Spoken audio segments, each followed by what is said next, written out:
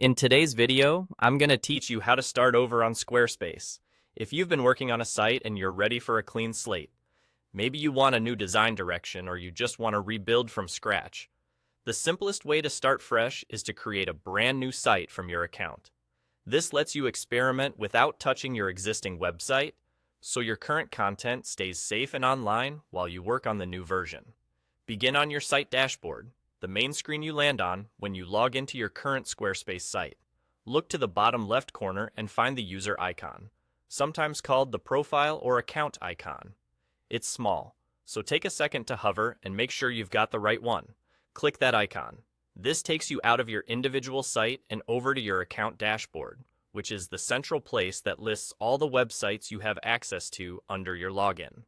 On the account dashboard, you should see tiles or a list of any sites you've created or been invited to collaborate on.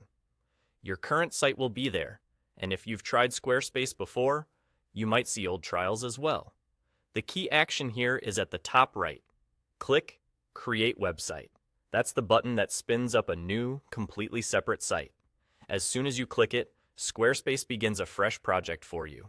Your original site remains untouched, and you'll be able to switch back to it anytime from the same dashboard. That's really all there is to starting over.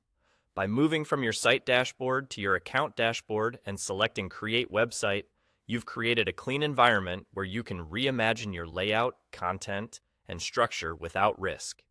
It's a low-pressure way to explore new ideas, test different approaches, or get a modern look without dismantling what you already have.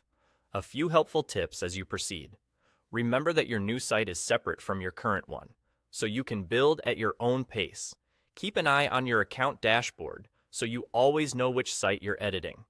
If you're collaborating with others, the account dashboard is also where you'll see shared sites.